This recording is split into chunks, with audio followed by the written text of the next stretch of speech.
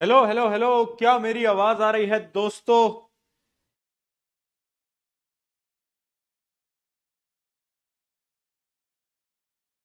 Hello दोस्तों, कैसे हो क्लास नाइन्थ के मेरे प्यारे प्यारे मूर्ख बालक और बालिकाओं? हाउ आर यू यार? कैसे हो? एक बार जरा चैट के अंदर बता दो। जोश मीटर लिख के बताएंगे कि एनर्जी कैसी है और क्या मेरी आवाज आ रही है, क्या मैं दिखाई दे रहा हूं, सब कुछ क्लियर है तो एक बार चैट में जोश मीटर अपना कमेंट करेंगे जल्दी से। जोश मीटर कमेंट करेगा दोस्तों।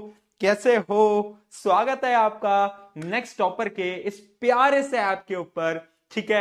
अच्छा, मुझे पहले सही से बताओ, कितने ऐसे स्टूडेंट्स हैं अपने क्लास नाइन्थ के जो कि पहली बार इस ऐप के ऊपर आए हैं? है ना, बहुत बच्चे होंगे जो कि ऑलरेडी आरंभ में थे, उनको तो पता है ऐप के बारे में। तुम में से कितने ऐसे बच्चे हैं जो कि पहली बार आए हैं और पहली बार ये नेक्स्ट टॉपर का ऐप चला रहे हैं, है ना, लाइव चैट कर रहे हैं? इसमें पोल वगैरह भी है, वो भी अपन देंगे। ठीक है, जब क्वेश्चंस आएंगे लास्ट में पोल भी होंगे, लीडर बोर्ड भी आएगा, सब कुछ आएगा बेटा। मजा आएगा आज बहुत। बताओ कितने ऐसे स्टूडेंट्स हैं? हाँ, मी फर्स्ट टाइम। अच्छा, आरंभियन आरंभियन भी हैं काफी। जो आरंभ में है उनका तो पता ही है। अरे तुमको तो सब मालूम है भाई, तुम क्यों टेंशन ले रहे हो? तुम तो मेरे से पूरे साल भर पढ़े हो, तुम्हें पता है। ठीक है, बट बहुत सारे ऐसे बच्चे हैं जो कि एकदम नए नए हैं, पहली बार ऐप चला रहे हैं। चलो बहुत बढ़िया यार, नया एक तुम क्या बोलते हैं, फील ले पाओगे, नया मजा आएगा तुम्हें कि यार नया नया ऐप है, चैट कर पाओगे, है ना, पोल कर पाओगे अपना। अगर तुम लीडर बोर्ड पे नाम देखना चाहते हो तो वो नाम देख पाओगे ताकि आप अच्छे से पोल दे पाओ। उसके अलावा टेस्ट भी होंगे, उन टेस्ट की भी रैंकिंग आएगी, किसकी रैंक 1 है, रैंक 2, रैंक 3, ऐसे रैंकिंग भी आएगी। तो बहुत मजा आएगा, राइट? राइट।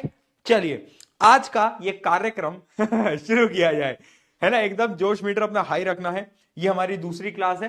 पहली क्लास यूट्यूब के ऊपर हुई थी, फ्री लाइव क्लास, जिसके अंदर फंडामेंटल यूनिट ऑफ लाइफ का जो लेक्चर 1 था वो मैंने आपको कल ही पढ़ाया था। कल रात के 8 बज रहे थे ना, साढ़े आठ अपनी क्लास थी, तो कल मैंने आपको पढ़ाया था। आई होप अब आपको याद होगा, ताजा ताजा आपके दिमाग के अंदर होगा, है ना, आपकी याददाश्त के अंदर होगा। अब भूले नहीं होगे। कल हमने क्या पढ़ा था? कल हमने सेल के बारे में पढ़ा था, है ना। सेल क्या है, क्यों उसे फंडामेंटल यूनिट बोला जाता है, याद आया कुछ? याद आ रहा है? साइटोप्लाज्म नहीं पढ़ा, क्या पढ़ा था? पीएमसीएम पढ़ा था, याद आया? पीएमसीएम। हाँ, ओस्मोसिस, हाइपरटोनिक, जल्दी बोलो, जल्दी बोलो, hypertonic, isotonic, hypotonic. Yes, yes. वे क्लास में 1 सेकंड के लिए ब्लैक स्क्रीन आई थी बेटा। ब्लैक स्क्रीन का क्या मतलब होता है ना अपनी क्लास में, अगर कभी भी ब्लैक स्क्रीन आ जाए तो ये समझ जाना कि ये संकेत है। ये संकेत है कि क्लास लंबी चलेगी। ये हमारा क्या है, ये हमारा एक संकेत है, एक सिग्नल आता है तुम्हारे पास, ऐसे जोर से सिग्नल आता है कि अरे क्लास तो लंबी चलने वाली है। ठीक है, ब्लैक स्क्रीन जी आज क्लास लंबी ले ले, क्या कहती हो, ले ले? ठीक है जी, ओके जी, उनकी तरफ से संकेत आ गया है तो आज क्लास अपन लंबी करेंगे। चलिए जी, स्टार्ट करते हैं आज का कार्यक्रम। आज की पढ़ाई लिखाई और मौज मस्ती दोनों अपन एक साथ कर लेते हैं। तो हाँ, वाह यार, क्या बात है।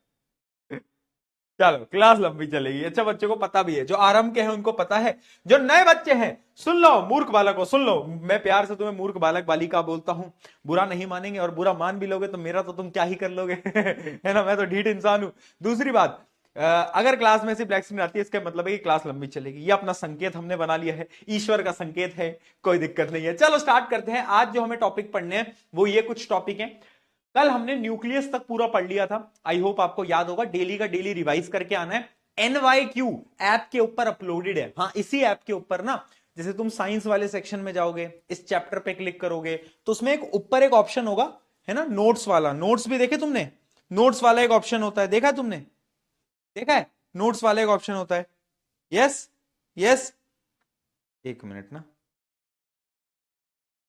देखा है तुमने नोट्स वाला क्वेश्चन, नोट्स वाला ऑप्शन? हाँ, तो वहां पर ही क्या है, वहां पर ही एक एनवाईक्यू का ऑप्शन होगा, जिसमें कि आपको क्या है, एनवाईक्यू मिल जाएंगे। ठीक है, एनवाईक्यू क्या होते हैं?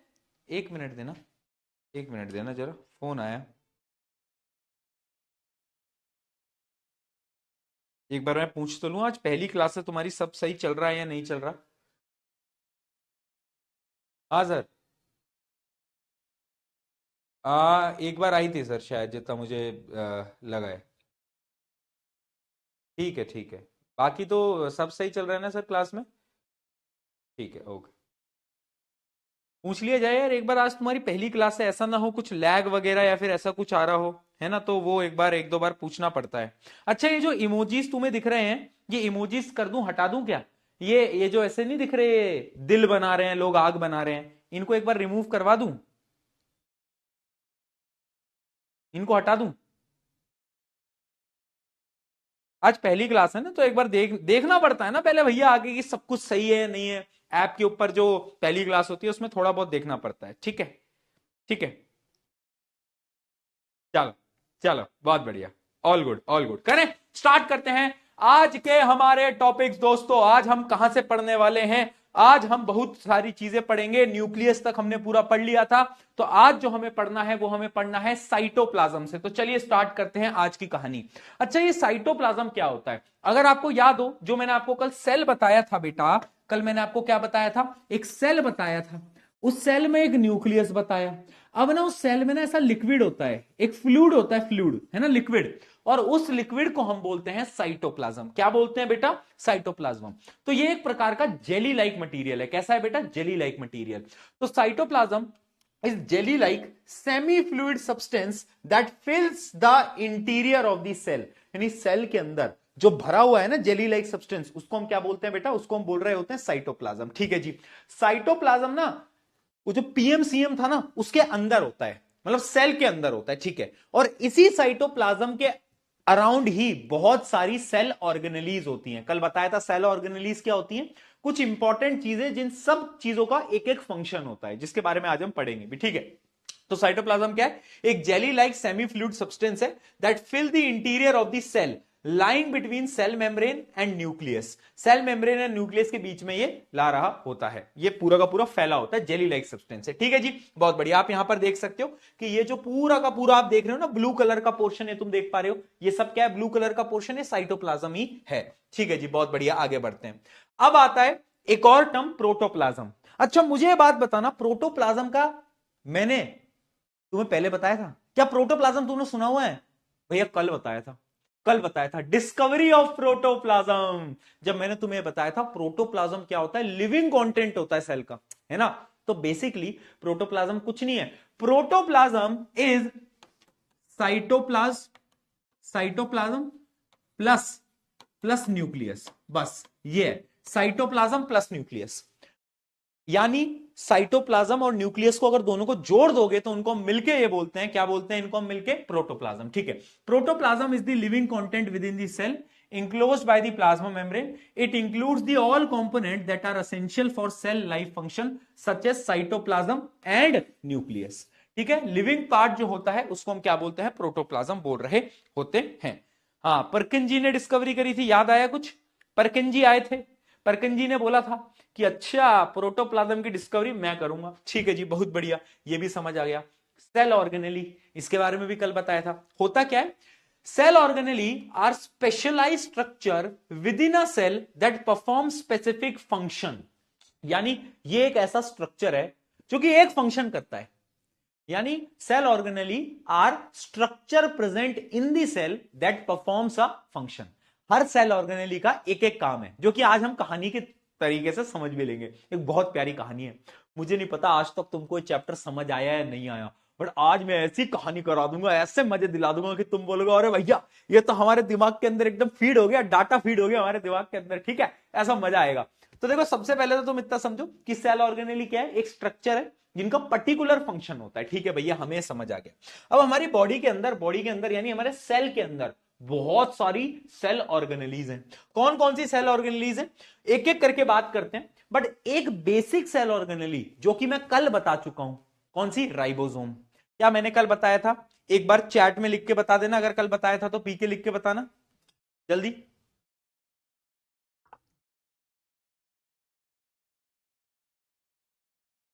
बहुत बढ़िया, बताया था। यस, पी के आ गया, पी के आ गया। ठीक है जी, बहुत बढ़िया। Ribosomes are small granular structure and they do not have a membrane. मैंने आपको बताया था कि राइबोसोम्स एक ऐसी सेल ऑर्गेनेली है जो कि प्रोटीन बनाती थी, प्रोटीन फैक्ट्री भी इसको बोला जाता था, और इसके पास, बेचारे के पास मेम्ब्रेन ही नहीं होती थी, कोई कपड़े नहीं है बिना कपड़े के राइबोसोम घूम रहा है, देख रहे हो, शर्म भी नहीं आ रही भाई, क्या करें, कोई बात नहीं। इसका मेन काम क्या होता था? Protein synthesis. अच्छा, ये जो वर्ड होता है ना सिंथेसिस, ये बार बार यूज होगा तो कंफ्यूज मत होना। सिंथेसिस का मतलब है प्रोडक्शन, यानी प्रोड्यूस करना, ठीक है? तो यानी इसका मेन काम है प्रोटीन सिंथेसिस, आप बस इतना याद रखो, ठीक है? चलो अब एक एक करके सारी सेल ऑर्गेनेलीज को पढ़ते हैं। सबसे पहले एक कहानी की मदद से मैं आपको समझाता हूं। दोस्तों, कहानी बता दी जाएगा, क्या कहते हो? कहानी बता दूं?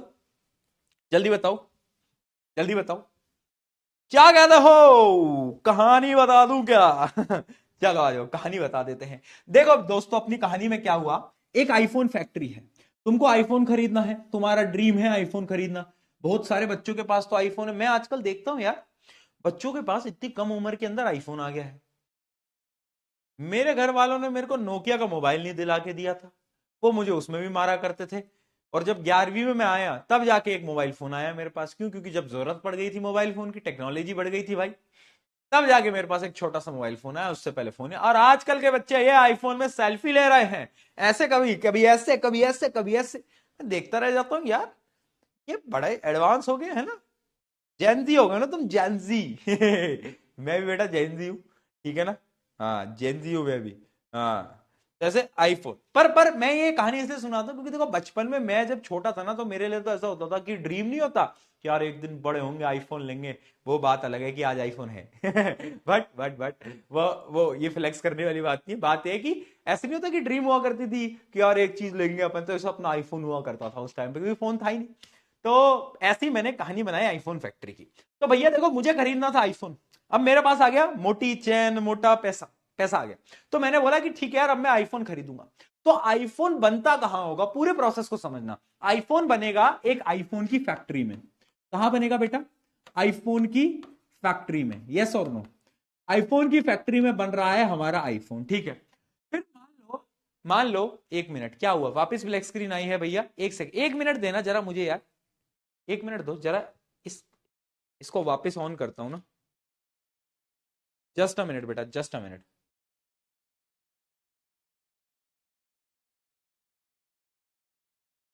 चलो, हाँ, तो आईफोन फैक्ट्री जो होती है, आईफोन फैक्ट्री देखना, ध्यान से समझना, यहां पर बन रहा है बेटा क्या, यहां पर बन रहा है आईफोन।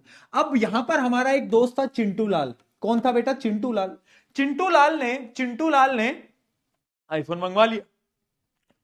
चिंटू, अब ये मत बोलना भैया चिंटू लाल के हाथ कहां हैं, अरे भाई मैं ऐसे ही बनाता हूं चिंटू लाल, ये मेरी आदत है, इसलिए, ठीक। तो इसने बोला कि भैया मुझे चाहिए क्या, मुझे तो चाहिए आईफोन। अब इसने आईफोन ऑर्डर करा लिया। तो फैक्ट्री में बनेगा आईफोन, और उसके बाद क्या होगा, आईफोन की पैकेजिंग होगी, होगी या नहीं होगी? अरे भैया पैकेजिंग होता है, जैसे अमेजोन, फ्लिपकार्ट से तुम ऑर्डर कराते हो, है ना? हाँ, इनसे सबसे ऑर्डर कराते हो, तो क्या होता है कि भैया पैकेजिंग वैकेजिंग होती है और डिलीवरी होती है, ठीक है? तो यहां पर क्या होगी, यहां पर होगी आपकी एक, यहां से समझ लो, यहां पर होगी पैकेजिंग, ठीक है? पैकेज वगैरह करे जाएंगे आईफोन को, और फिर आईफोन की हो जाएगी डिलीवरी, कहां तक? चिंटू लाल तक, ठीक है? अच्छा, अगर आईफोन फैक्ट्री में आईफोन बन रहा है, तो ये भी तो पॉसिबल है ना बेटा, ये भी तो पॉसिबल है कि यार उधर गंदगी वंदगी होगी, तो कोई ना कोई तो होना चाहिए जो कि आईफोन फैक्ट्री को क्लीन कर पाए, है ना? तो कोई तो होगा जो कि इसकी क्या करेगा, क्लीनिंग करेगा, है ना? क्लीनिंग करेगा, ठीक है? अच्छा, क्या कभी कभार ऐसा होगा कि जो आईफोन होंगे, वो आईफोन ना एक्स्ट्रा बन जाएंगे, तो उसे स्टोर भी करना पड़ेगा, है ना? तो इनका एक वेयर हाउस भी होगा, एक वेयर हाउस होगा जहां पर कि एक्स्ट्रा आईफोन को क्या किया जाएगा बेटा, स्टोर किया जाएगा, यस और नो? ये तो बहुत बेसिक है ना, ऐसी तो होता है, ऐसी तो होता है। कुछ मैंने गलत बोला क्या, बताओ?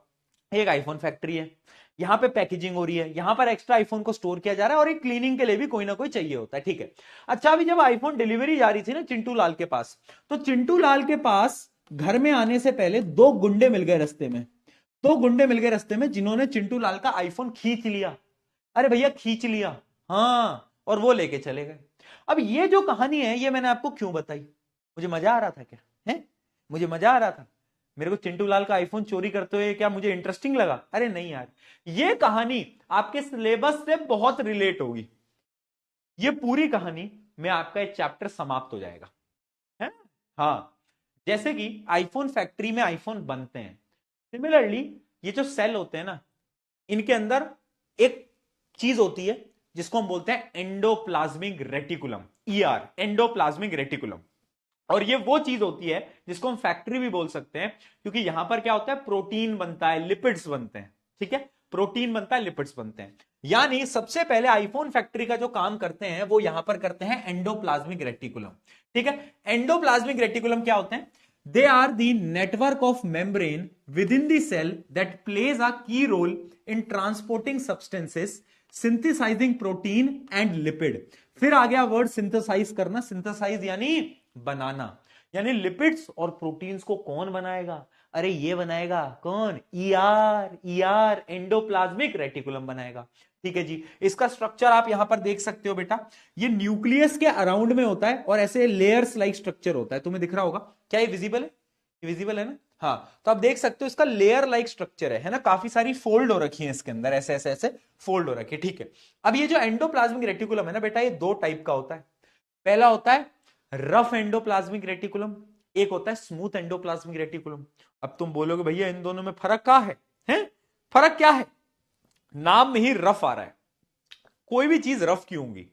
मान लो एक रोड है ना, इंडिया में तो रोड ही रफ है सारे के सारे, स्मूथ रोड है ही कहां, बट ठीक है मान लेते हैं रोड है, उस पर अगर रोड़ी कंकड़ पत्थर पड़ जाएंगे तो क्या वो रफ हो जाएगा? बिल्कुल हो जाएगा।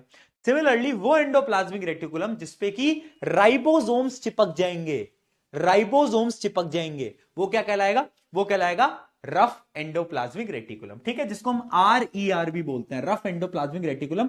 तो याद रखना, it appears rough due to ribosome. अब मुझे एक बात बताओ, अगर इसके पास राइबोसोम है तो एक क्या बनाएगा? बताओ क्या बनाएगा? बोल दो ना जरा, क्या तुम्हें समझ आ रहा? हाँ, प्रोटीन बनाएगा ना भैया, यानी RER क्या बनाएगा? प्रोटीन बनाएगा, बहुत बढ़िया, ठीक है। अब बात करूं SER की, यानी स्मूथ एंडोप्लाज्मिक रेटिकुलम, भैया इस पर राइबोसोम नहीं होते इसलिए स्मूथ है, इसलिए एकदम स्मूथ है, ठीक है जी। स्मूथ अपीरियंस, और इसका मेन काम क्या होता है? ये बनाता है लिपिड, क्या बनाता है? लिपिड। लिपिड जैसे प्रोटीन है वैसे ही एक न्यूट्रिएंट होता है लिपिड, ठीक है। लिपिड के साथ साथ ये बहुत सारे एंजाइम्स भी बनाता है, हार्मोन्स भी बनाता है, ठीक है, यानी एंजाइम एंड हार्मोनल प्रोडक्शन, उसमें भी इसका काम होता है। आपके बहुत सारे हार्मोन्स होते हैं सेल के अंदर, वो भी कौन बनाता है? SER बनाता है, ठीक है जी। पर ये प्रोटीन नहीं बनाता, इतना याद रखना। अगली चीज, rough endoplasmic reticulum is not involve in lipid production, क्योंकि लिपिड तो ये बनाएगा, तो ये तो लिपिड बनाएगा नहीं, हाँ कि ना, ठीक है, जबकि ये लिपिड बनाता है, ठीक है जी, ये क्लियर हो गया। अगला पॉइंट, ये एंजाइम और हार्मोन नहीं बनाता, जबकि ये जो है SER ये हार्मोन और एंजाइम बनाता है। और सबसे इंपॉर्टेंट पॉइंट देखना बेटा, SER ध्यान से पढ़ना, क्रूशल इन डिटॉक्सिफिकेशन। ऐसे समझो, दो भाई थे, एक था RER, एक था SER। RER के पास तो बंदूक नहीं थी, बट SER के पास बंदूक थी, ये बिहार में रहता था मजाक कर रहा हूं, ये बिहार में रहता था, इस पर रहती थी बंदूक, ठीक है, वो भी छोटी मोटी नहीं, बड़ी वाली बंदूक। ये बेचारे के पास बंदूक नहीं थी, तो जब भी कोई गुंडे वुंडे घर में आते थे, कोई भी गुंडे वुंडे आते थे, ये बेचारा कुछ नहीं कर पाता था, बट ये तो सीधा बंदूक लगा के गोली से उड़ा देता था, कहता जलवाया हमारा, है ना। तो इसके पास एक कैपेबिलिटी है, और उस कैपेबिलिटी को हम क्या बोलते हैं? डिटॉक्सिफिकेशन। डिटॉक्सिफिकेशन वर्ड का मतलब होता है अगर कोई भी जर्म्स, एंजाइम्स वगैरह वगैरह अगर आएंगे ना, तो पता है क्या होगा? अगर कोई भी जर्म्स, वायरस, बैक्टीरिया आएगा तो डिटॉक्स कर देगा, यानी उसको खत्म कर देगा। क्या बात समझ में? जबकि RER के पास बंदूक नहीं है, ये डिटॉक्स नहीं कर पाएगा। ये जो डिफरेंस है ना RER और SER का, 3 नंबर के अंदर तुम्हारे पेपर के अंदर आने वाला है, ये आएगा 3 नंबर के अंदर पेपर के अंदर, ठीक है। क्लियर है? तो पीके लिखेंगे।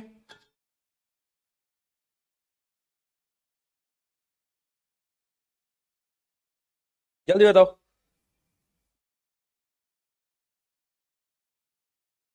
आजकल पता है क्या है? शादी का सीजन चल रहा है, शादी का सीजन चल रहा है, और किसी की बारात वारात जा रही है बगल से, और गाने चल रहे हैं मस्त।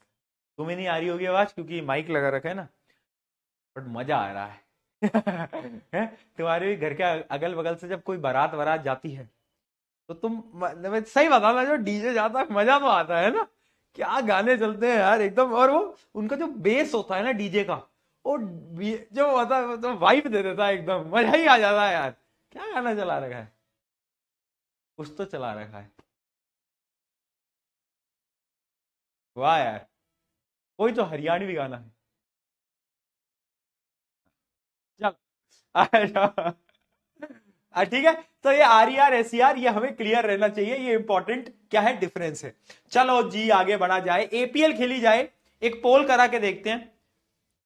क्लास का पहला poll, the absence of which organelle will make protein synthesis impossible. बताओ भाई, पोल दे दिया जाए।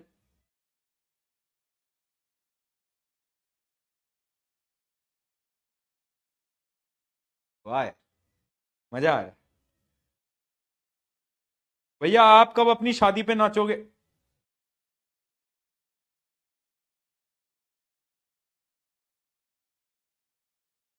खुश ना रहे आदमी ना एक तो 2 मिनट के लिए भी। तुम जैसे जो स्टूडेंट है ना, खुश खुश नहीं रहने देते मेरे को 2 सेकंड के लिए भी। खुश हो रहा था ना मैं किसी की खुशी में, नहीं। चलो, दे दिया सबने आंसर। आंसर आएगा बी, राइबोसोम। क्यों आएगा? क्योंकि राइबोसोम प्रोटीन सिंथेसिस करता है। अगर राइबोसोम नहीं होगा बेटा तो प्रोटीन सिंथेसिस पॉसिबल नहीं है। राइट। पोल में आंसर दे दिया सबने। पोल किस किस का नहीं आया? क्या सबको पोल आया? पोल आया। अभी पोल का रिजल्ट आएगा, वो भी अपन देख लेंगे। चलो आगे बढ़ते हैं। अब हम आते हैं बेटा अगले सेल ऑर्गेनेली की तरफ, जो कि है गोल्गी एपेरेटस। अगर आपको याद हो, आईफोन फैक्ट्री में आईफोन बना, उसके बाद ना कहीं पर आईफोन्स पैकेज होते हैं, पैकेजिंग होती है ना आईफोन की। तो जहां पर पैकेजिंग होती है वही है हमारा गोल्गी एपेरेटस। पहले तो ये नाम कहां से आया? एक साइंटिस्ट थे जिनका नाम था कैमेलियो गोल्गी। क्या था बेटा? कैमेलियो गोल्गी। इनके नाम पे गोल्गी एपेरेटस नाम रखा गया था। इसका स्ट्रक्चर देखते हैं बेटा, स्ट्रक्चर कैसा होता है। It comprises of system of membrane bound vesicles arrange रफली पैरेलल टू ईच अदर। अगर आप ध्यान से देखो, ये इसका डायग्राम है। इसका डायग्राम भी ना एंडोप्लाज्मिक रेटिकुलम से मिलता जुलता डायग्राम है। यहां पर भी क्या है, वेसल्स हैं, वेसल्स हैं, और उनको ऐसे पैरेलली रखा गया है। पैरेलली क्या करा गया है? रखा गया है। और इन वेसल्स को हम क्या बोल रहे होते हैं? इनको हम बोल रहे होते हैं सिस्टन्स। क्या बोल रहे होते हैं बेटा? सिस्टन्स। ठीक है। तो इनको पैरेलली अरेंज किया जाता है। क्या डायग्राम बनाने को आएगा? नहीं, बनाने को तो मेनली नहीं पूछा जाता, बहुत कम चांसेस है। लेकिन ये आपको स्ट्रक्चर सबका पता होना चाहिए। एक क्वेश्चन में दिखाऊंगा जहां पर स्ट्रक्चर इनडायरेक्टली पूछा गया है। ठीक है, चलो बहुत बढ़िया। इसका काम क्या है? पैकेजिंग। मैंने अभी बताया ना, आईफोन फैक्ट्री की पैकेजिंग। हाँ, तो it facilitates the packaging and transportation of protein across the cytoplasm. यानी प्रोटीन की जो पैकेजिंग ट्रांसपोर्ट है पूरे साइटोप्लाज्म में, वो कौन करता है? गोल्गी एपेरेटस करता है। कौन करता है? Golgi apparatus. उसके अलावा इसके और भी काम है, जैसे कि स्टोरेज करना भी इसका काम है। It works as storage, modification and packaging of product. ये तीन काम है इसके। स्टोर करता है, मॉडिफिकेशन करता है, चेंजेस करता है, और क्या करता है उसके साथ साथ? पैकेजिंग करता है। क्या बात समझ में? बहुत बढ़िया जी, एक नंबर। चलो, इसके अलावा इसका एक और काम है बेटा। ये जो गोल्गी एपेरेटस होता है ना, ये एक नई सेल ऑर्गेनेली को बनाता है, जिसको हम बोलते हैं lysosome. It plays a role in formation of lysosome. अब तुम बोलोगे लाइसोसोम क्या होता है? इसके बारे में हम आगे बात करेंगे। ठीक है, अभी के लिए इतना जान लो कि ये लाइसोसोम बनाता है कौन? Golgi apparatus. ठीक है जी। अब भैया लाइसोसोम क्या है ये बता दो। पोल का रिजल्ट अभी देखूंगा, चिल करो, 2 मिनट रुक जाओ। लाइसोसोम क्या है? अगर तुम्हें याद हो उस कहानी में, एक बार वापस से मैं आता हूं, उस कहानी में वापस से आता हूं। ये तो हो गया एंडोप्लाज्मिक रेटिकुलम, ये तो हो गया गोल्गी एपेरेटस। अगर तुम्हें याद हो, आईफोन फैक्ट्री को क्लीन करने के लिए किसी की जरूरत थी, हाँ या ना?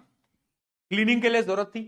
तो ये क्लीन कौन करता है? लाइसोसोम करता है। यानी लाइसोसोम का काम क्या होता है? क्लीनिंग करने का इसका काम होता है। तो देखना बेटा, lysosome filled with digestive enzyme. Lysosome के पास क्या होते हैं? डाइजेस्टिव एंजाइम्स होते हैं। छोटे छोटे बहुत सारे एंजाइम्स होते हैं जो कि डाइजेस्ट कर जाएंगे किसी भी मटेरियल को। तो इसको क्या बोला जाता है? It acts as the waste disposal system. यानी वेस्ट को डिस्पोज करने के काम आता है। ठीक है। अगर मान लो कोई भी वायरस, बैक्टीरिया, कोई बाहर का मटेरियल सेल के अंदर आया, तो ये लाइसोसोम क्या करेगा? उसको भी डाइजेस्ट कर जाएगा, यानी उसको भी खा जाएगा। बड़ा खूंखार आदमी है भैया है, बहुत खूंखार है, किसी को भी खा जाता है। Digest foreign material and worn out organelles to maintain cell cleanliness. यानी इसका मेन काम है, ये कहता है कि भैया मैं तो सब कुछ चमका दूंगा, मैं क्लीन कर दूंगा। और सबसे ताज्जुब की बात बताऊं, शॉकिंग बात बताऊं, बताऊं भाई, कभी कभार क्या होता है कि ना, जब सेल के अंदर बहुत सारे चेंजेस हो जाते हैं और सेल खराब होने लगता है, तो पता है लाइसोसोम क्या करता है? ये लाइसोसोम पूरे सेल को खा जाता है, यानी ये बर्स्ट हो जाता है, फट जाता है और पूरे सेल को डाइजेस्ट कर देता है। इतना सा लाइसोसोम, इतना बड़ा सेल, मतलब कंपैरिजन कर रहा हूं, इतना सा लाइसोसोम, इतना बड़ा सेल, और पूरे सेल को tata bye bye goodbye. जिसका नमक खाया उसी के साथ गद्दारी कर दी है ना? तो इसलिए हम इसको सुसाइड बैग्स भी बोलते हैं। It is termed as suicide bags as they may burst during cellular disturbance leading to self digestion. अगर सेल के अंदर कुछ डिस्टर्बेंस आए, जिसको हम सेलुलर डिस्टर्बेंस बोलते हैं, यानी सेल के अंदर कुछ चेंजेस आ गए, तो ये क्या करता है? बर्स्ट होता है, फटता है और पूरे के पूरे सेल को डाइजेस्ट कर लेता है। भैया बहुत खुकार आदमी है, इससे बच के रहने का है। अगला, involve in breaking down all organic material, यानी कोई भी ऑर्गेनिक मटेरियल सेल के अंदर होगा उसको ब्रेक डाउन करेगा। बहुत बेसिक सी चीज है, ठीक है? क्या है, क्लियर है? सुसाइड बैग क्यों बोला जाता है? क्योंकि सेलुलर डिस्टर्बेंस में ये क्या करता है? खा जाता है पूरे के पूरे सेल को, बर्स्ट होके पूरे के पूरे सेल को डाइजेस्ट कर लेता है। क्वेश्चन 2 मार्क्स के अंदर पूछा जा सकता है, why lysosomes are called suicide bags, पूछा जा सकता है। ठीक है, चलिए आगे बढ़ते हैं, आगे बढ़ते हैं। ठीक है जी, यानी हमने ये भी देख लिया कि आईफोन फैक्ट्री के अंदर क्लीनिंग का काम कौन करता था? लाइसोसोम करता था। आगे आते हैं, अब आता है वैक्यूल। तुम्हें याद हो तो जो एक्स्ट्रा आईफोन थे वो कहीं पर तो स्टोर करने पड़ते हैं। एक्स्ट्रा आईफोन कहीं तो स्टोर करेंगे भैया, कहीं तो करेंगे यार, बिल्कुल करेंगे। कौन करेगा स्टोर? वैक्यूल भैया करेंगे स्टोर। तो ये वैक्यूल वो पार्ट है, वो सेल ऑर्गेनली है जो कि क्या करता है? स्टोर करता है। ठीक है, तो वैक्यूल्स आर स्टोरेज सैक्स। सैक्स यानी होते हैं ना बोरी, बोरी। सैक समझते हो? अरे सैक, सैक समझते हो? वो आती है ना, आटे की बोरी आती है, गेहूं की बोरी आती है, सैक। यानी इसलिए हम बोलते हैं क्योंकि वो स्टोर करता है सारी चीजों को। और याद रखना, एनिमल्स के अंदर, जितने भी एनिमल्स हैं उनके अंदर वैक्यूल बहुत छोटा होता है, लेकिन प्लांट्स के अंदर वैक्यूल बहुत बड़ा होता है, लार्ज इन प्लांट्स। अब तुम पूछोगे कि यार भैया प्लांट में वैक्यूल बड़ा क्यों है? और तुम पूछो ना पूछो, तुम्हारे स्कूल वाले जरूर पूछते हैं कि why plant has big vacuoles. Plant में वैक्यूल इतना जरूरी क्यों है? समझना, दो रीजन होते हैं इसके बेटा, दो रीजन होते हैं। सबसे पहला reason, it provide turgidity and rigidity to the plant, यानी वो जो टफनेस होती है ना प्लांट सेल को, वो कौन प्रोवाइड करता है? वैक्यूल प्रोवाइड करता है।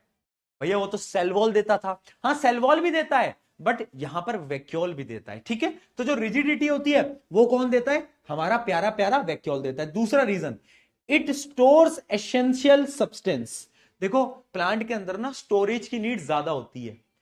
एनिमल्स तो भाई डेली खाएंगे, बट प्लांट्स को ना जरूरत पड़ सकती है, तो इसलिए वहां पे स्टोरेज करना भी बहुत इंपॉर्टेंट है। तो ये जो एक्स्ट्रा मटेरियल्स होता है उन सबको स्टोर करके रखता है।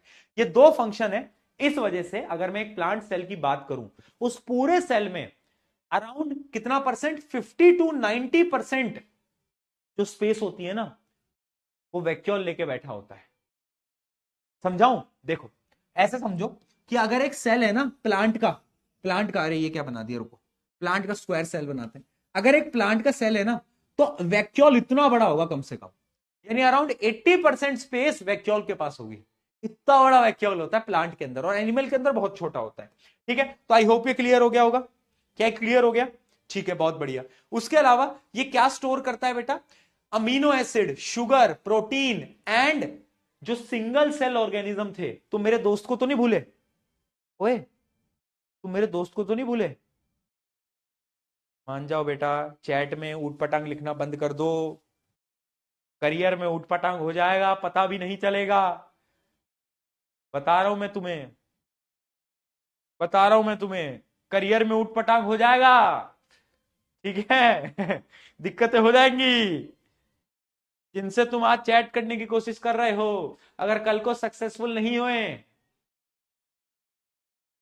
और स्पेशली मैं लड़कों से बोल रहा हूं, अगर तुम सक्सेसफुल नहीं हो, जीवन का सत्य मैं बता देता हूं, कुछ सालों में ना तुम्हारे पेरेंट्स तुम्हारी इज्जत करेंगे, ना सोसाइटी इज्जत करेगी, ना कोई लड़की इज्जत करेगी। फिर फर्क नहीं पड़ता कि वो लड़की कौन है, और तुम्हारे पेरेंट्स कितने अच्छे हैं उससे फर्क नहीं पड़ता। If you are not successful, this is the dark reality of life. आज शायद समझ नहीं आएगा, कुछ सालों में रियलाइज करोगे कि हाँ यार भैया सही बोला करते थे। ठीक है, आ जाओ। मेरे दोस्त तुम्हें याद है कौन? अमीबा। हाँ अमीबा भैया, हमें आपका दोस्त याद है। वो जो अमीबा है ना, वो जो अमीबा है वो उसके अंदर भी वैक्यूल होता है।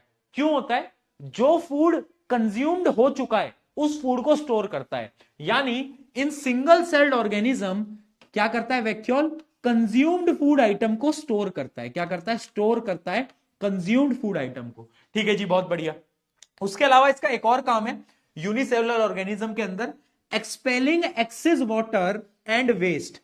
यानी जो वेस्ट को बाहर निकालना है, ज्यादा वाटर को बाहर निकालना है, वो सारी चीजें वैक्यूल में स्टोर होती हैं और उसके बाद बाहर निकल जाता है। ठीक है, तो यूनिसेलुलर ऑर्गेनिजम्स के पास भी वैक्यूल होता है। ठीक है जी भैया, ये हमें समझ आ चुकी है। ठीक है, तो आईफोन फैक्ट्री में बहुत सारे कैरेक्टर्स अपने पूरे हो गए हैं। कौन कौन से कैरेक्टर हो गए हैं बेटा? आईफोन फैक्ट्री में कौन था? Endoplasmic reticulum. पैकेजिंग कौन करता था? Golgi apparatus.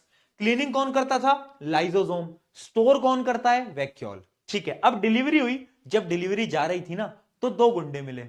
अब बात करते हैं उन दो गुंडों की। आ जाओ आ जाओ, उन दो गुंडों को देखा जाए। पानी पी लूं थोड़ा सा? पी लेता हूं, रुको।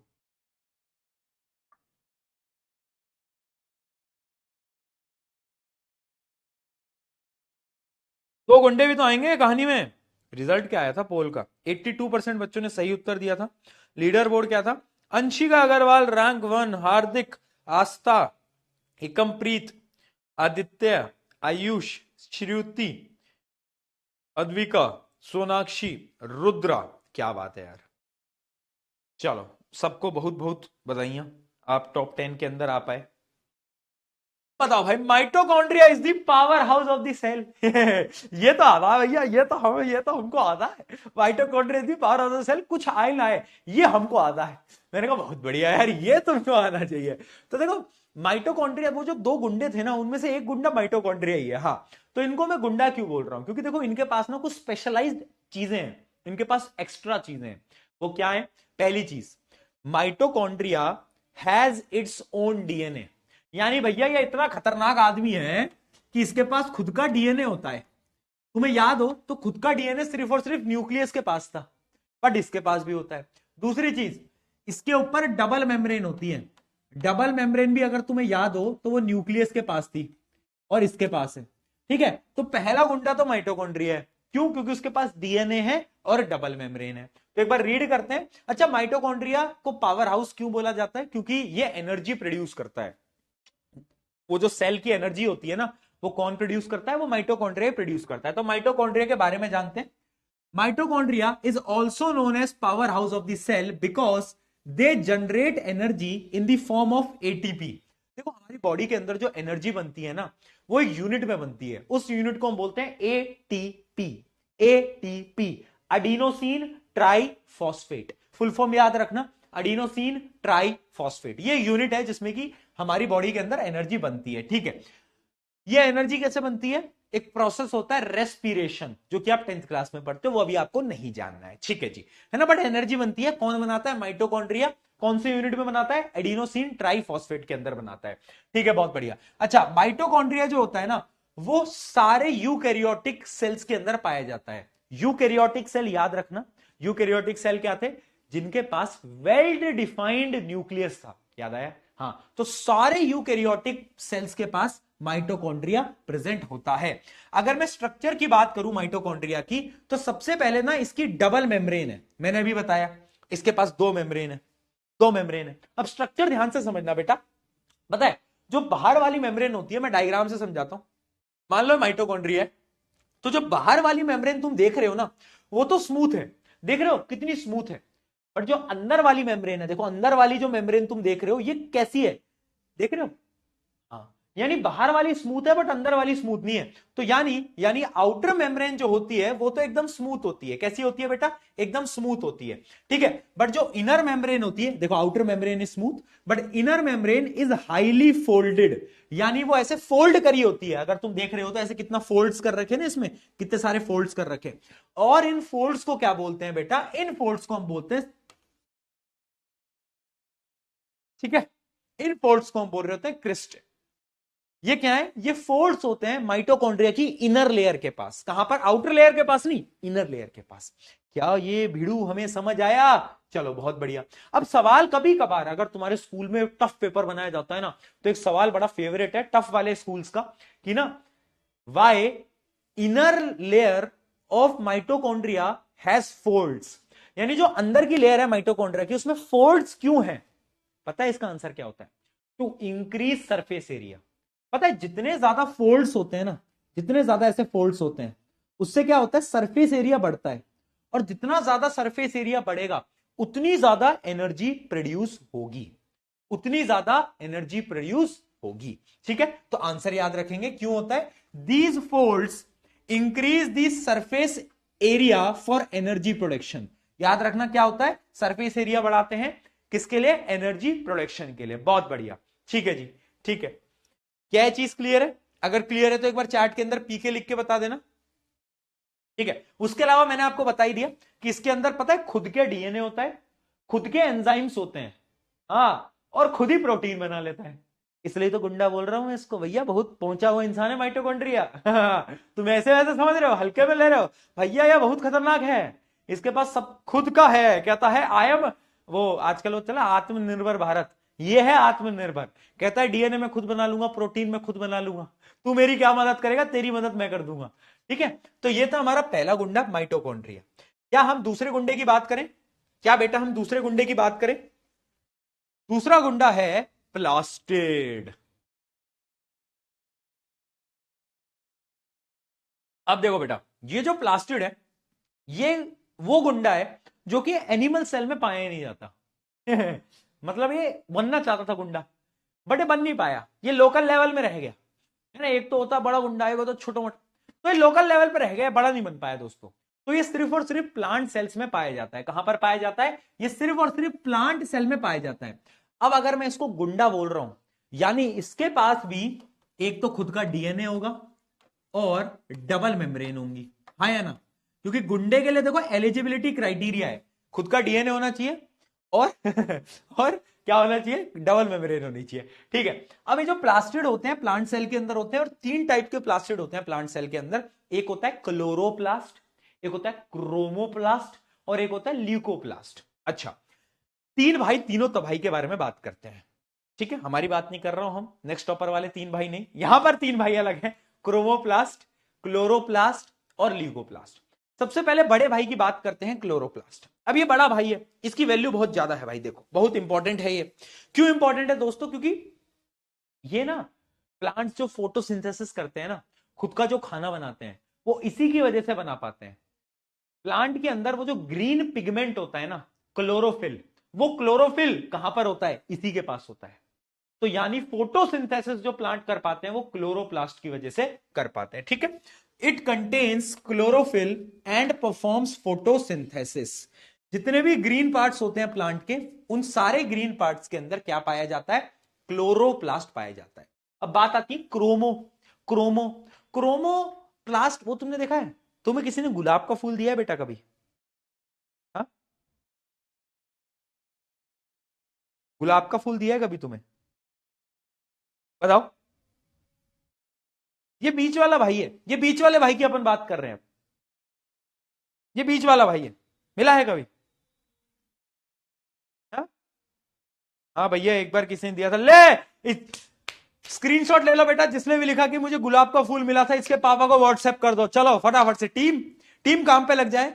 ये जिन जिन के आए हैं इनके आईडी नोट कर लो, इनका नंबर नोट करो, इनके पापा को मैसेज की स्क्रीनशॉट डाल दो, फटाफट डाल दो। टीम, पूरी टीम काम पे लग जाए। जिन जिनने यस लिखा है, आज तुम्हारी फील्डिंग सेट कराई मैंने। आज तुम्हारे घर पे तुम्हारी अगर फील्डिंग सेट नहीं हुई बेटा तो मजा नहीं आएगा। आज फील्डिंग सेट करा दो इन सबकी, चलो यार कर दो। चलो, तो क्रोमोप्लास्ट क्या होता है? वो जो तुम गुलाब का फूल या फिर कोई भी फूल देखते हो उसके अंदर जो कलर आता है ना, जैसे गुलाब का फूल रेड कलर का होता है, पिंक कलर के भी रोज आते हैं, येलो कलर के भी फ्लावर्स आते हैं। तो वो जो कलर होता है ना, वो सारे कलर्स क्रोमोप्लास्ट की वजह से आता है। Contains colour pigment that give colour to fruit and flower. Fruit and flower के पास जो कलर होता है वो क्रोमोप्लास्ट की वजह से आता है। ठीक है, अब ये जो क्रोमोप्लास्ट होता है ना, इसका काम क्या होता है? ये भी आप 10th क्लास में पढ़ोगे। एक प्रोसेस होता है पॉलिनेशन, उस पॉलिनेशन में पॉलिनेटर्स को अट्रैक्ट करने के लिए, बट ये 10th का है, ये अभी आपके लिए काम का नहीं है। ठीक है, ये आगे आता है। अब आता है छोटे भाई की बारी। तो छोटा भाई है, देखो एक तो बहुत जरूरी, एक एक दूसरा भाई जो आया वो रंग दे रहा है। अब जो तीसरा भाई, देखो हमेशा क्या होता है ना लाइफ के अंदर, जो तीसरा भाई है वो बेचारा जीवन में परेशान है ना, तन्हा अकेला। तो ये भी अकेला है, इसके पास कोई रंग ही नहीं है। नो कलर्स इन लाइफ, ये रंगीन आदमी नहीं है दोस्तों, इसके पास कोई कलर नहीं होता, ये कलरलेस होता है। बट ये करता क्या है, ये स्टोर करता है, बहुत सारे प्रोडक्ट्स को ये स्टोर करता है। ठीक है, it is a colourless plastid that store starch, oil and protein. इन तीनों चीजों को ये क्या कर रहा होता है बेटा, स्टोर कर रहा होता है। बहुत बढ़िया। ये कहां पाया जाता है, रूट्स के अंदर, सीड्स के अंदर एंड स्टोरेज टिश्यूज के अंदर। जो रूट्स वगैरह होती है ना, जो सीड्स होती हैं, उनके अंदर कोई कलर तो होता नहीं है, लेकिन ये होता है, ये स्टोर करता है। ठीक है। हम्म हम्म ठीक है, चलो। क्या बोल रहे हैं भाई, भैया कर लो कॉल, मेरा तो खुद का नंबर है। वाह यार वाह, स्मार्ट हो गए हो, खुद ही के नंबर डाल दिए हैं। वाह यार। चलो चलो, तो ये हमारे सारे के सारे सेल ऑर्गेनेलीज थी। अगर मैं आपको इन शॉर्ट बताऊं, कौन सी ऑर्गेनेली के पास एक लेयर है, कौन सी ऑर्गेनेली के पास दोनों लेयर है, वो मेम्ब्रेन होती है ना, सिंगल मेम्ब्रेन, डबल मेम्ब्रेन। और कुछ कुछ ऑर्गेनेली ऐसी है जिनके पास कपड़े ही नहीं है, यानी उनके पास लेयर्स ही नहीं है। तो जो सिंगल वाले हैं, जो सिंगल मेम्ब्रेन है, ये भी तुम्हारी तरह सिंगल सिंगल मेम्ब्रेन वाले ऑर्गेनेलीज क्या है, लाइसोसोम्स, वैक्यूल्स, एंडोप्लाज्मिक रेटिकुलम, ये सब क्या है, एंडोप्लाज्मिक रेटिकुलम, ये सब क्या है, ये सब सिंगल मेम्ब्रेन वाले हैं। डबल वाले तुम्हें मैंने बता दिए, दो गुंडे, माइटोकॉन्ड्रिया, प्लास्टिड और न्यूक्लियस। ठीक है। अच्छा, कुछ ऐसे हैं जिनके पास मेम्ब्रेन ही नहीं है, जैसे कि राइबोसोम्स, राइबोसोम्स। और एक नाम और याद कर लो आप, सेंट्रियोल, सेंट्रियोल। ठीक है, राइबोसोम्स और सेंट्रियोल्स, इनके पास क्या होती है, इनके पास लेयर्स ही नहीं होती, मेम्ब्रेन ही नहीं होती बेचारों के पास। ठीक है। एक्टिव ट्रांसपोर्ट के बारे में कल बताया था ना मैंने, एक्टिव ट्रांसपोर्ट के अंदर कल बताया तो था। ठीक है sir, today is my death. भूत पढ़ने आ गए क्लास में, मुझे लगा है बच्चे लिखते हैं टुडे इज माई बर्थडे, एक बच्चा लिख रहा है टुडे इज माई डेथ। अरे भूत भूत पढ़ा रहा हूं क्या मैं। भाई देखो, ऐसे डराए मत करो। वैसे तो मैं ये भूत भूत में बिलीव नहीं करता, बट रात के 10 बजे के बाद मैं बिलीव करने लगता हूँ थोड़ा थोड़ा। ठीक है। आ जाओ, चलो आगे बढ़े, आगे बढ़ा यार। चलो थोड़ी एपीएल एपीएल खेलें बेटा, एपीएल एपीएल खेलें। क्या हमें सारा का सारा समझ आया, उसका टेस्ट कर लेते हैं। अभी तक जितना भी हमने पढ़ा, जितनी भी हमने सेल ऑर्गेनेलीज पढ़ी, क्या वो हमें समझ आई, तो उसका एक टेस्ट खेल लेते हैं। आ जाओ, एक पोल देते हैं। Which one of the following correct explains why mitochondria is semi autonomous. ये जो सेमी ऑटोनोमस तुम्हें शब्द लग रहा है ना, तुम्हें इसका मतलब ही नहीं आ रहा होगा समझ में, नहीं आ रहा ना समझ में, सही बताओ। देखो होता क्या है, सेमी ऑटोनोमस जो है उसका मतलब क्या होता है, सेमी ऑटोनोमस, सेमी ऑटोनोमस यानी सेमी ऑटोमेटिक, ऐसे समझ लो कि वो बाकी लोगों पे डिपेंड नहीं करता। तो माइटोकॉन्ड्रिया सेमी ऑटोनोमस क्यों है, वो बाकी लोगों पे डिपेंड क्यों नहीं करता, बाकी सेल ऑर्गेनेलीज पे डिपेंड क्यों नहीं करता, ये आपका क्वेश्चन है, ये आपका क्वेश्चन है। तो इसका करेक्ट आंसर क्या होना चाहिए बेटा, इसका करेक्ट आंसर होना चाहिए बिकॉज, बिकॉज बताओ क्या लगता है, बताओ। क्योंकि यार उनके पास खुद का डीएनए होता है और खुद का राइबोसोम होता है, इस वजह से हम बोल सकते हैं कि वो एक प्रकार से सेमी ऑटोनोमस है। ठीक है, सेमी ऑटोनोमस है, क्यों, क्योंकि उसके पास खुद का डीएनए, खुद के राइबोसोम्स है, इसलिए। तो इसका करेक्ट आंसर आना चाहिए था बी। सबने बी दिया होगा, आई होप। पोल के रिजल्ट बाद में देखेंगे। विच ऑर्गेनली, इसका भी पोल दे देता हूं, would be most effective if the cell suddenly stop producing energy. बताओ भाई, बहुत बेसिक है यार, ये तो गलत मत करना प्लीज, मेरी दुआ है कि तुम गलत ना करो। इसको भी गलत करोगे तो फिर मार खाओगे, और क्या।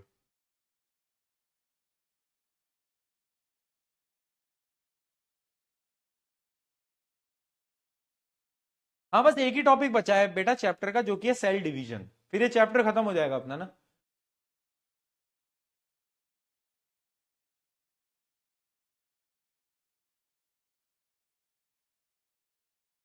बहुत बढ़िया, सब बच्चे सही लिख रहे हैं। माइटोकॉन्ड्रिया, इसका आंसर आएगा माइटोकॉन्ड्रिया, क्योंकि अगर माइटोकॉन्ड्रिया खराब हुआ तभी हमारा सेल एनर्जी को प्रोड्यूस नहीं कर पाएगा, तो इसका आंसर बी था।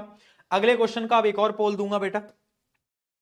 What will happen if lysosome burst inside a cell? क्या होगा अगर लाइसोसोम बर्स्ट हो जाएगा सेल के अंदर? ये तो बहुत इजी है यार।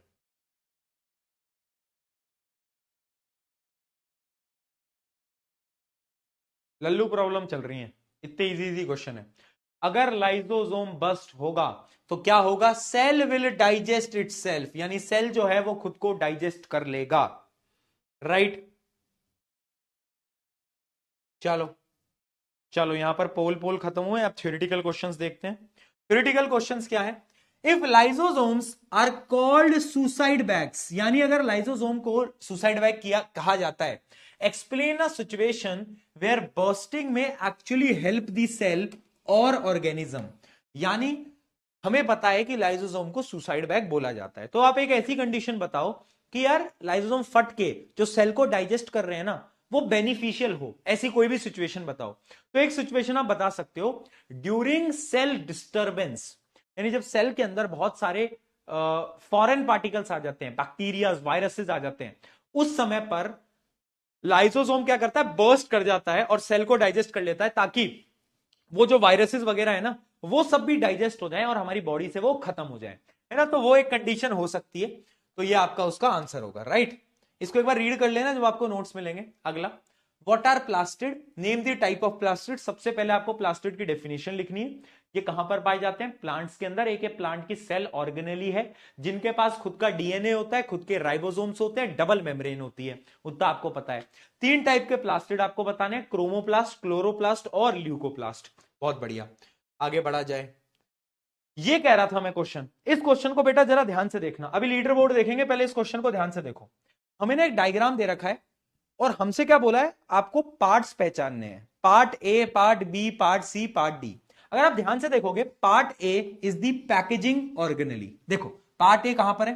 पार्ट ए कहां पर है? ये रहा, ये है पार्ट ए। तुम्हें क्या लगता है, क्या ये तुमने अभी देखा था थोड़ी देर पहले? वैसे तो क्योंकि उसमें हिंट दे रखी है क्वेश्चन में कि ये जो पोर्शन है पैकेजिंग करता है, तो तुम्हें पता है आईफोन फैक्ट्री की कहानी में पैकेजिंग की जिम्मेदारी किसकी होती थी? गोल्गी अपैरेटस की होती थी। तो तुम डायरेक्टली लिख के आ सकते थे गोल्गी अपैरेटस, बट तुम्हें स्ट्रक्चर याद आ रहा है? कुछ स्ट्रक्चर ऐसे याद आ रहा है? वेसल्स का ऐसे स्ट्रक्चर होता था, वेसल्स का, याद आया? हाँ। अगर मैं बी पोर्शन की बात करूं तो बी पोर्शन ये है, और हिंट में हमें क्या दे रखा है? बी पोर्शन में हमें हिंट दे रखी है, प्रोवाइड्स एनर्जी। तो तुम्हें पता है एनर्जी कौन प्रोवाइड करता है? ये है माइटोकॉन्ड्रिया। ये क्या है? माइटोकॉन्ड्रिया। ठीक है, सी पार्ट देखते हैं, ये रहा सी पार्ट। अब ये जो सी पार्ट है देखो, न्यूक्लियस के पास में है, और ये भी इसकी तरह दिख रहा है, ये न्यूक्लियस के पास में, ये तो न्यूक्लियस है, डी तो न्यूक्लियस है, साफ पता चल रहा है, डी तो क्या है? ये तो न्यूक्लियस है, साफ पता चल रहा है। बट देखो ये और ये एक जैसे लग रहे हैं, बट अगर तुम्हें याद हो, एंडोप्लाज्मिक रेटिकुलम न्यूक्लियस के पास होता था। डायग्राम अगर आपको याद हो तो ये जो सी होगा, ये होगा एंडोप्लाज्मिक रेटिकुलम। ठीक है, तो ऐसे आपको आइडेंटिफाई करने होते हैं A B C D, A B C D. Done done, चलो बहुत बढ़िया, बहुत बढ़िया। चलो, using a real life analogy explain the role of any three cell organelle. यानी आपको डेली लाइफ के किसी एग्जांपल से, ये ना वो जो आजकल केस बेस्ड क्वेश्चन आ रहे हैं ना, उस टाइप का क्वेश्चन है कि रियल लाइफ से लिंक करो कोई भी तीन सेल ऑर्गेनलीज को। तो जैसे कि अगर मैं बात करूं न्यूक्लियस की, तो न्यूक्लियस को आप ऐसे लिंक कर सकते हो कि आपका अगर एक सिटी है, तो आपके सिटी का एक सेंटर होगा जहां से पूरी सिटी आपकी कंट्रोल हो रही है। या फिर अगर आपका स्कूल है, तो आपका जो प्रिंसिपल ऑफिस है, वहां से आपका पूरा स्कूल कंट्रोल हो रहा है।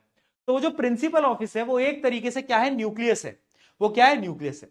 अगर मैं बात करूं माइटोकॉन्ड्रिया की, तो माइटोकॉन्ड्रिया क्या एनर्जी देता है? तो आपके स्कूल में ना एक पावर हाउस होता है, एक पावर स्टेशन होता है, जहां पर जनरेटर वगैरह सब कुछ रखे जाते हैं, जो कि हमें एनर्जी प्रोवाइड करता है। तो वहां से आप लिंक कर सकते हो। अगर मैं बात करूं गोल्गी अपैरेटस की, गोल्गी अपैरेटस क्या करता था? पैकेजिंग वैकेजिंग डिलीवरी करता था। तो आपके सिटी का एक पोस्ट ऑफिस होगा, होगा या नहीं होगा? है ना, एक पोस्ट ऑफिस होगा। उस पोस्ट ऑफिस में यही तो होता है, पैकेजिंग डिलीवरी। तो वो काम क्या करता है? Golgi apparatus. तो यहां पर आपको क्या करना था? लिंक करना था बस लिंक करना था डेली लाइफ एग्जांपल से और उससे आपको बताना था। बहुत बेसिक क्वेश्चन था, केस बेस वाला सवाल था। ऐसे सवाल कभी कभार पूछ लिए जाते हैं, राइट। चलिए जी, अब बढ़ते हैं इस चैप्टर के आखिरी टॉपिक की तरफ, जो कि है सेल डिवीजन। हेडिंग डाल लेंगे सेल डिवीजन।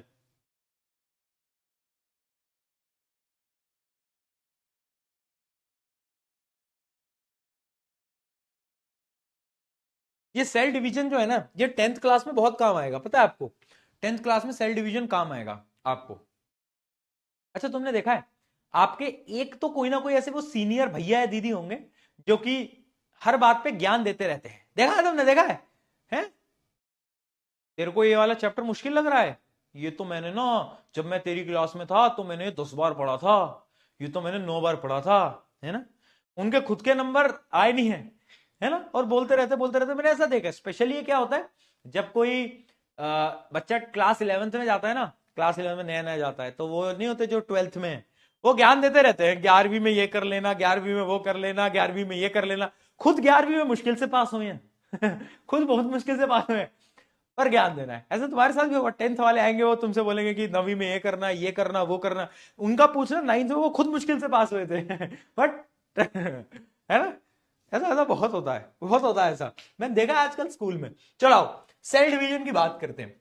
सेल डिवीजन क्या है, बेसिकली एक सेल जिसको हम बोलते हैं पेरेंट सेल। अब वो पेरेंट सेल दो या दो से ज्यादा सेल्स में डिवाइड, एक ही पेन है भैया, वो टूट ना जाए मेरा पेन यार, एक ही पेन है, एक ही पेन है यार, टूट ना जाए। हाँ ठीक है। तो जो सेल है, एक सेल, सिंगल सेल, वो डिवाइड करता है दो या दो से ज्यादा सेल में, उसको हम बोलते हैं सेल डिवीजन। अच्छा, जो एक सेल है उसको हम बोलते हैं पेरेंट सेल, और जब वो डिवाइड कर जाता है तब हम जो नए सेल बनते हैं उनको हम बोलते हैं डॉटर सेल।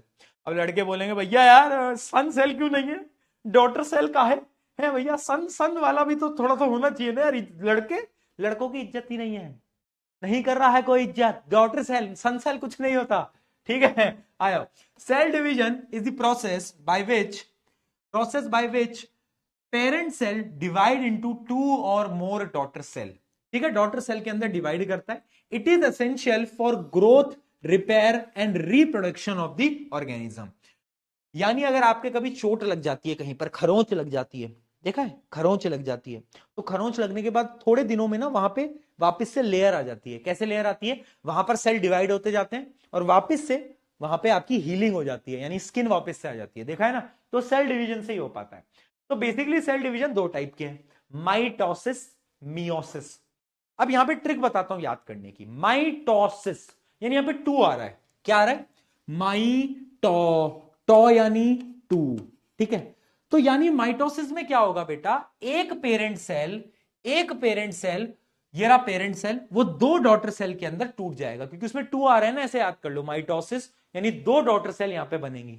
जबकि मियोसिस में क्या होता है, मियोसिस में एक पेरेंट सेल दो डॉटर सेल में टूटता है, और ये दोनों डॉटर सेल वापस से दो दो डॉटर सेल में टूटती हैं, तो ओवरऑल यहां पर चार डॉटर सेल बनती हैं। किसमें, मियोसिस में। माइटोसिस में कितनी बनती है, माइटोसिस में दो डॉटर सेल बनती हैं। क्या डिफरेंस समझ में आया, याद करने का तरीका समझ आया, mitosis meiosis, very simple I guess, very simple, दिक्कत नहीं आएगी ना, जल्दी बता दो, कोई परेशानी कोई दुविधा नहीं है, ठीक है जी। अब इनका डिफरेंस समझना बेटा, मैंने आपको कल बताया था एक टर्म क्रोमोसोम, क्रोमोसोम याद आया, हाँ क्रोमोसोम याद आया, ठीक है क्रोमोसोम याद आ गया, हाँ हाँ हाँ भैया आ गया आ गया आ गया, क्रोमोसोम आ गया। हाँ, तो अगर तुम्हें कहानी याद हो बेटा क्रोमोसोम की, तो पता है माइटोसिस में क्या होता है, मान लो पेरेंट के पास 22 क्रोमोसोम है, तो जो डॉटर सेल बनेगी ना, उन दोनों डॉटर सेल के पास सेम क्रोमोसोम होंगे, यानी 22 22। लेकिन मियोसिस में क्या होगा, अगर पेरेंट के पास 22 क्रोमोसोम है, तो ये जो डॉटर बनेंगी ना, इन डॉटर के पास आधे क्रोमोसोम आएंगे, यानी 11 11 11 11। यानी क्रोमोसोम जो होते हैं वो डिवाइड कर जाते हैं, बट यहां पर नंबर ऑफ क्रोमोसोम्स सेम रहता है। यस और नो, चलो तो डिफरेंसेस देख लेते हैं। सबसे पहले माइटोसिस में क्या होता है, it is the type of cell division where number of chromosomes remain same. यहां पे क्रोमोसोम नंबर सेम रहते हैं, बट कि यहां पे क्या हो जाता है, number of chromosomes is reduce to the half, आधे हो जाते हैं। ठीक है जी, अगला पॉइंट, दो नए सेल बनते हैं, यहां पर चार नए सेल बनते हैं। ठीक है, new cells have the same number of chromosome, वही सेम पॉइंट रिपीट हो गया, और यहां पर जो क्रोमोसोम का नंबर होता है वो आधा होता है। लास्ट और सबसे important point, it helps in growth and repair of the body. यानी मान लो आपके कहीं चोट लगी, तो चोट लगने के बाद उस जगह पे जो सेल डिवीजन होगा ना, उस सेल डिवीजन को हम बोलेंगे माइटोसिस। तो भैया मियोसिस कहां होता है? मियोसिस पता है कब होता है? जब गैमीट बनते हैं। अब तुम बोलोगे गैमीट क्या होता है? सेक्स सेल बनते हैं। जैसे मेल के अंदर कल मैंने आपको बताया था स्पर्म सेल, फीमेल के अंदर बताया था ओवम। तो जब ये सेक्स सेल बनते हैं ना, तब कौन से टाइप का सेल डिवीजन होता है? तब होता है मियोसिस। तो मियोसिस सिर्फ एक कंडीशन में होगा, जब गैमीट बनेंगे। क्या बनेंगे? गैमीट बनेंगे, ठीक है। It is important for forming reproductive cell, जिनको हम सेक्स सेल भी बोलते हैं या फिर गैमीट्स भी बोलते हैं, ठीक है। तो गैमीट्स फॉर्मेशन के अंदर किनका रोल होता है? मियोसिस का।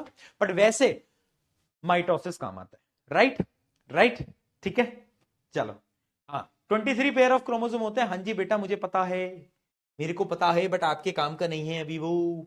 चलो दोस्तों, क्वेश्चन ये वाला बताओ। इसके पोल नहीं दे रहा हूं, पिछले पोल के जरा रिजल्ट विजल्ट देख लूं, एक लीडर बोर्ड जनरेट कर लूं क्या? अंशिका, सृष्टि, अनिरुद्ध, ऐश्वर्या, नागेश, कदम्बिनी, आनंद, निष्कर्ष, ऋषण, अनुष्का, स्वाति, अर्णव, काशवी, आरोही, आयुष्मान, खुशी, दिव्यांश, अमीनुर, ये नाम क्या है, खक्का चंद, सॉरी मैं नाम नहीं पढ़ पाया आपका सही से, अंश, हार्दिक, आस्था। अरे बहुत सारे बच्चे आ गए तो। वाह यार, वाह यार दोस्तों। बट लड़के कहाँ हैं यार? क्या हो गया है लड़कों? What is going on guys? नाक वाक कटवा के मानोगे क्या? हैं? क्या हो गया भाई? ऐसे करोगे कमबैक? ऐसे करोगे कमबैक है?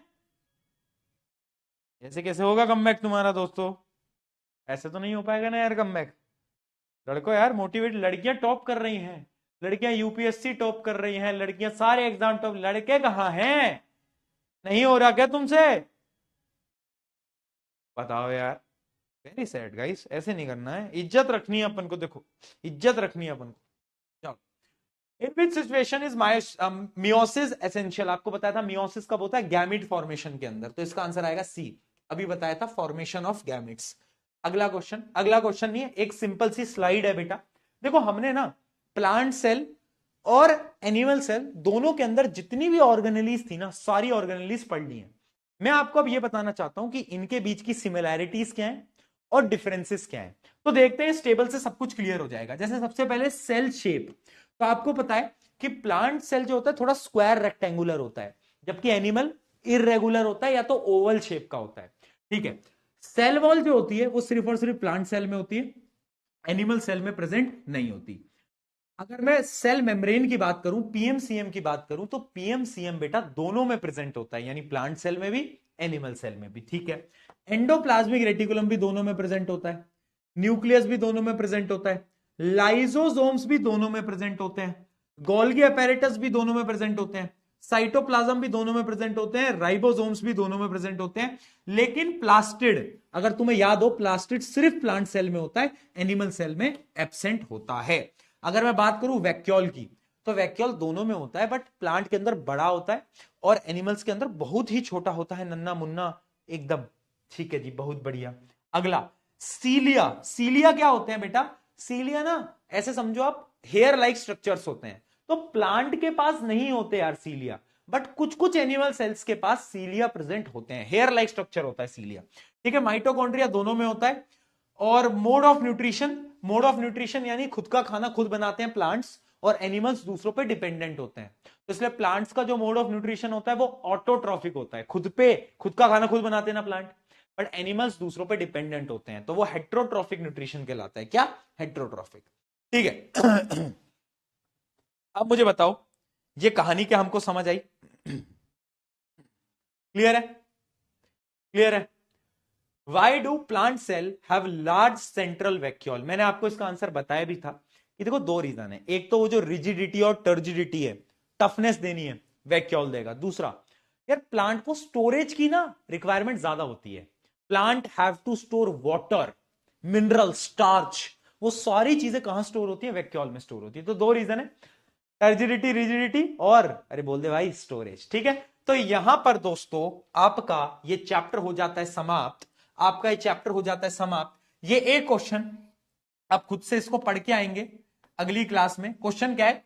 If a plant cell and a animal cell are both placed in same environment, explain two reason why plant cell react differently due to its unique structure. अगर हम मान लो दोनों ही सेल को पानी में डाल दें तो दोनों सेल अलग अलग तरीके से रिएक्ट क्यों करेंगे? रीजन क्या है? रीजन तुम्हें पता है, प्लांट सेल के पास सेल वॉल है, पहला रीजन। तो इसलिए चाहे आप उसको पानी में डाल दो वो बर्स्ट नहीं करेगा, वो फटेगा नहीं। बट एनिमल सेल फट जाएगा, बर्स्ट कर जाएगा। दूसरा रीजन, इसके पास ना प्लांट सेल के पास वैक्यूल होता है, तो ये टफ कंडीशंस में भी सरवाइव कर जाएगा। प्लांट सेल के पास बड़ा वैक्यूल है, स्टोर करके रखता है न्यूट्रिएंट्स को, तो टफ कंडीशन में भी सरवाइव कर जाएगा। But animal cell can not survive in tough condition. तो इसके दो पॉइंट्स होते हैं, सेल वॉल एंड वैक्यूल। ठीक है, चलिए जी दोस्तों, बहुत बढ़िया। ओहो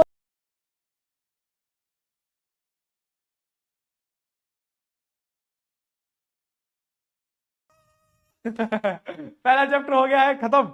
जल्दी बताओ, क्या ये चैप्टर हमको पूरी तरीके से समझ आया बेटा? एक बार चैट में एक बार पी के लिख के बताओ अगर हमें पूरा समझ आया तो।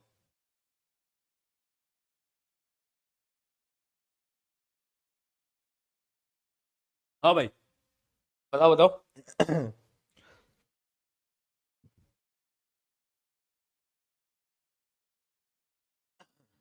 हाँ, आया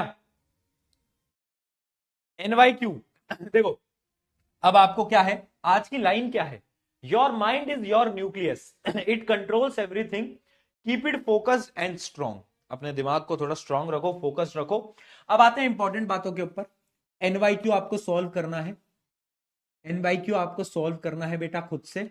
उसके सोल्यूशन वैसे लास्ट में आपको मिल जाएंगे, NYQ with solution he upload करें, है ना? तो आपको उसके सोल्यूशन मिल जाएंगे। मैं एक बार चेक भी कर लेता हूँ कि NYQ को सोल्यूशंस के साथ डाला है या विदाउट सोल्यूशन डाला है। मैं एक बार चेक कर लूँ बेटा, या नहीं करूँ? कर लूँ? दोगे मुझे? क्या हो गया भाई, ये चल क्यों नहीं रहा? तुम एक बार बताना, NYQ में सोल्यूशंस भी हैं या नहीं है? मैं चलो देख के अगर नहीं होंगे तो विद सोल्यूशन में आपको डलवा दूंगा। उसमें सोल्यूशंस भी हैं, ज्यादा क्वेश्चन नहीं है NYQ के अंदर। देखो, बहुत सारे क्वेश्चंस मैं क्लास में डिस्कस कर चुका हूं, लेकिन होता क्या है कि आप जब तक प्रैक्टिस नहीं करोगे तब तक कुछ नहीं हो पाएगा। ठीक है, तो इसलिए प्रैक्टिस करना आपका कर्तव्य है। You have to follow that. अगर आपको सच में कम बैक चाहिए, अगर आपको सच में अच्छे मार्क्स लाने, लगना पड़ेगा, लगना पड़ेगा। ठीक है। अरे यार, पीके ऐसे लिखते हैं मूर्ख बालक, पीके लिखते हैं पी और के, बस। एक बच्चा लिख रहा है पी के और एक बच्चा लिख रहा है पी के। वाह रे वाह, वाह रे वाह तेजस्वी। ओ, इसको हटा दे, ऐसे लिख ले, वरना पापा भी मारेंगे, मैं भी मारूंगा। चलो, ठीक है सोल्यूशन, ठीक है, सोल्यूशंस आर देयर, गुड। तो आप उसमें से देख भी सकते हो, ज्यादा क्वेश्चंस नहीं है बट अच्छे लेवल के क्वेश्चंस है। ट्राई करना, ट्राई करना। अगला जो चैप्टर जो हम कल पढ़ने वाले हैं बेटा, कल हम जो पढ़ने वाले हैं, अच्छा NYQ में कम क्वेश्चंस है, बट अगर कभी भी आपको कोई डाउट फंसता है NYQ के अंदर तो आप मुझे बताना, क्लास के लास्ट में हम उसको कभी डिस्कस कर सकते हैं। अगर आपका डाउट फंसता है तो, है ना, आगे जब कभी डाउट अपन लेंगे तो वहां पे हम डिस्कस कर लेंगे। कल हम एक दूसरा चैप्टर पढ़ने वाले हैं, क्योंकि देखो टाइम कम है, तो अब ना डेली नए नए चैप्टर्स आते जाएंगे। कल हम एक आपकी क्लास 9 का सबसे छोटा चैप्टर पढ़ेंगे, जो कि एक दिन का चैप्टर है, जो कि है मैटर, है ना? मैटर होगा बेटा, अब मैटर कल कल होगा मैटर। ये आपके स्कूल वाला मैटर नहीं है, ये अलग वाला मैटर है। तो मैटर इन आर सराउंडिंग कल हम वो पढ़ेंगे। बहुत छोटा, बहुत नन्ना मुन्ना, बहुत क्यूट चैप्टर है, प्यारा चैप्टर है, इजीएस्ट चैप्टर मैं बोलूंगा क्लास 9 का, जो कि 1-1.5 घंटे में खत्म भी हो जाता है। तो it is not a big chapter, right? तो वो हम कल करेंगे। एंड कल पढ़ते हैं, फिर कल मिलते हैं फिर। ठीक है, कल मिलते हैं ये इसी टाइम पे, सेम जगह सेम टाइम, सेम जगह same time, on next topper app, matter in our surrounding. NCERT खोल के बैठना, नोट्स की कॉपी खोल के बैठना। ठीक है जी, बहुत बढ़िया। तो यहां पर आज की इस सभा को करते हैं दोस्तों अंत। मिलता है कल विद सेम एनर्जी, सेम जोश एंड सेम अंदाज। मिलेंगे कल, जब तक के लिए जाओ पढ़ाई लिखाई करो। एक और क्लास है 8:30 बजे, तो जाओ अब थोड़ा एंजॉय करो 1-1.5 घंटा, और अगली क्लास में पहुंच जाना टाइम से। चलिए